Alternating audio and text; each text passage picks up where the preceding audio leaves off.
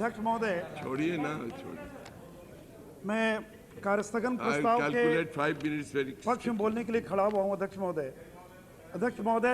14 जुलाई 2004, 14 जुलाई 2004 को राज्यसभा में श्री दत्ता मेघे ने और बांग्लादेशी घुसपैठ में एक सवाल पूछा था, जिसे माननीय राज्य मंत्री श्री प्रकाश जायसवाल ने उत्तर दिया और जिसमें इस बात को स्वीकार किया कि आसाम में 50 लाख, बिहार में nowadays I find that we are referring to the house very liberally.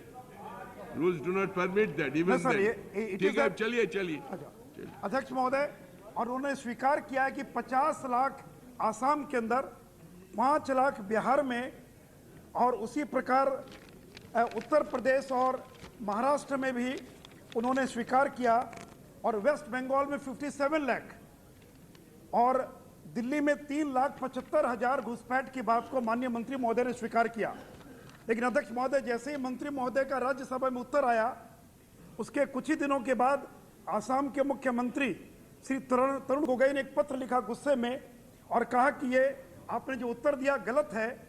और उसके बाद प्रकाश जायसवाल जी ने अपनी बात का खंडन कर दिया और उन्होंने ये कहा कि yes, the reported figures were not based on any comprehensive or sample study but were based on hearsay and that too from interested parties. अध्यक्ष महोदय, मैं केवल इसको इसलिए कोट कर रहा हूं कि कांग्रेस पार्टी की मंशा क्या घुसपैठ के बारे में, ये स्वीकार करने के लिए भी तैयार नहीं कि इसका क्विंटम क्या है और इसके दुष्परिणाम क्या होंगे। अध्यक्ष महोदय, केवल 26 मई को और सुप्रीम कोर्ट में जो हल्फनामा दायर किया गया असम के मुख्यमंत्री तरुण गोगोई के द्वारा, और उन्होंने अपना रुख बदल लिया और कहा कि वे इसे खतरनाक नहीं मानते हैं। गोगोई ने कहा कि घुसपैठ वर्षों से जारी है, मैं इसे इनकार नहीं करता, लेकिन इसे खतरनाक भी नहीं मानता। असम सरकार ने 13 मई को सुप्रीम कोर्ट में एक हलफनामा दायर कर बांग्लादेश में बड़े पैमाने पर हो रही घुसपैठ को एक समस्या बताया था। इसके बारे में पूछे जाने पर गोगोई ने कहा कि मैंने अपना रुख बदल लिया है।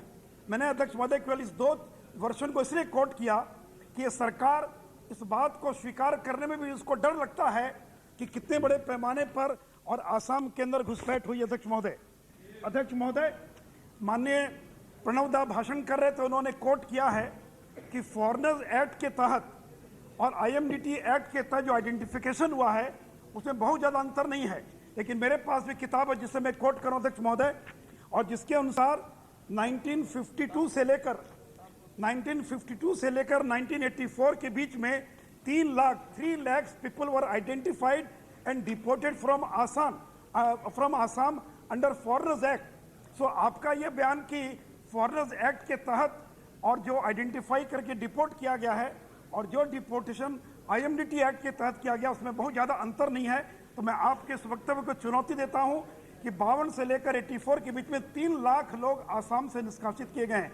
इसका मतलब है कि foreigners act was more effective और IMDT एक्ट को, अध्यक्ष महोदय, IMDT एक्ट को जानबूझकर एक साजिश के तहत और एक ऐसा एक्ट बना दिया गया ताकि आइडेंटिफिकेशन नहीं हो सके और उसके प्रावधान इतने कड़े बनाए गए, अगर कोई आदमी कंप्लेन करेगा, जो आदमी कंप्लेन करेगा उसी थाने का होना चाहिए।